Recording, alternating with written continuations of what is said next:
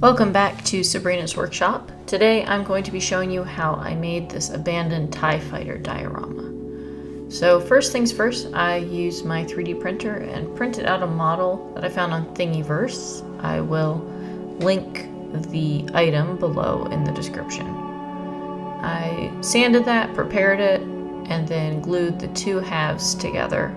It didn't really matter if it wasn't totally perfect because this was going to be a crashed TIE fighter, so it could be a little wonky in spots.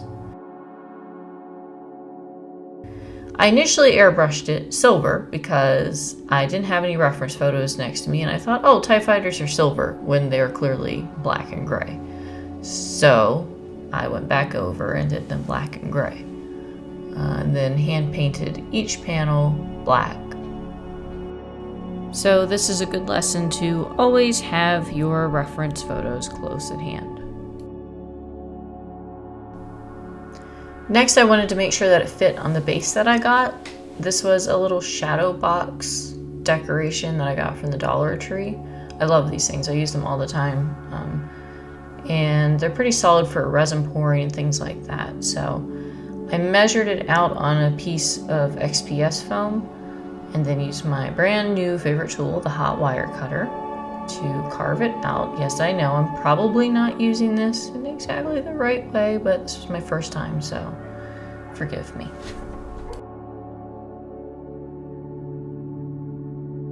So I cleaned it up a little bit around the edges, and I just wanted to make sure that it fit inside the box really well so that I'd have a nice solid edge. And it fits.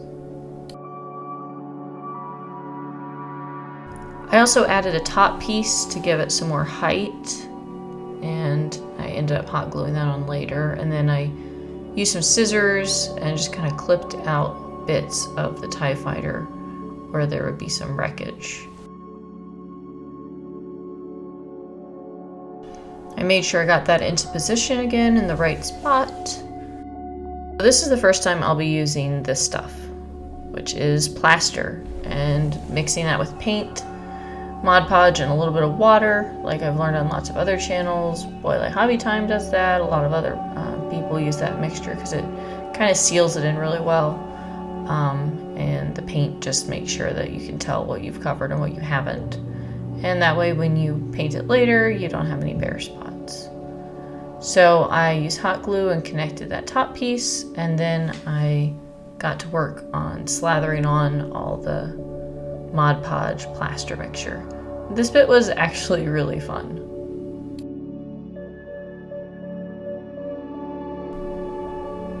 And I used this cool little silicone knife thing that I had from my resin supplies and used that to fill in all the cracks really well with the plaster.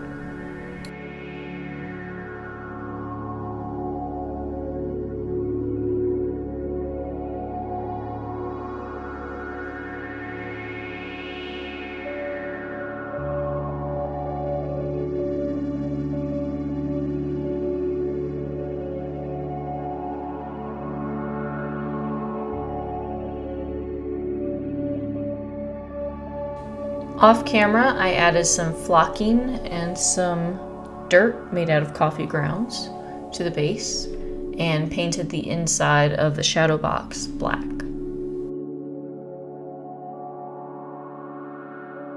And I made sure to seal that all down with a mixture of Elmer's glue and water. Then I got out this grass that I found at Michael's on sale, and I was never sure how I would use it, but it worked perfect for this little swampy area. I used a little hole punch tool that I found at the Dollar Tree, along with some glue, and just stuck the grass tufts down into the base.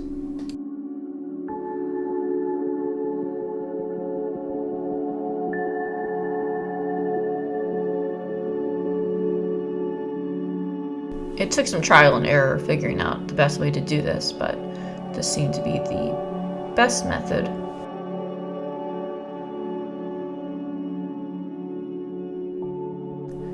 I also added some more grass details with the tacky glue and some more heavier flocking.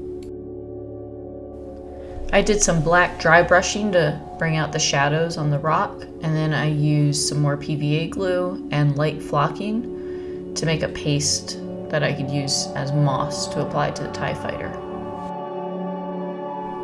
And just to make sure that the bed of the swamp looked nice and swampy, I did some more of the plaster, paint, and Mod Podge mix down there, even though you won't really be able to see it. And I also added some silver highlights to the TIE fighter where the pieces had been broken off. The next step is to add some water, so I'll be using resin. Yes, I do keep my resin in mustard and ketchup bottles from the dollar store. Makes it easy to pour out of the spout, but in this case I was using up what was left in the bottle, so I just poured it all out. And mix that up really, really, really good.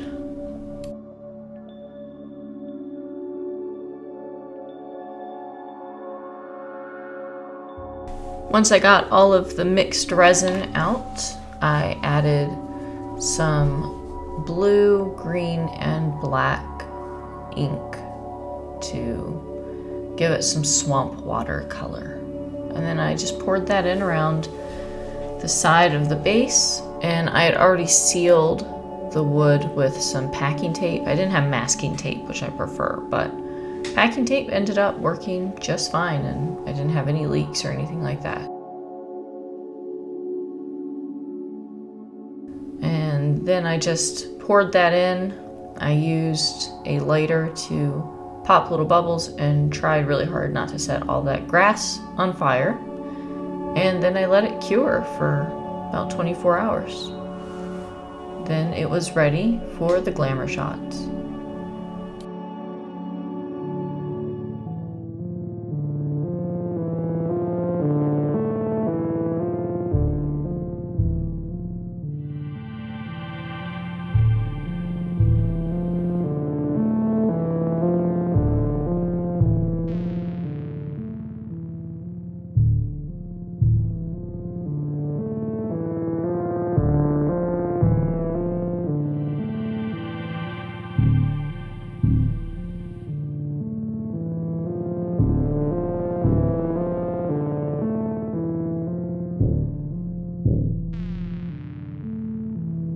Thanks for watching, everyone. If you enjoyed this video, make sure that you check out my Patreon below.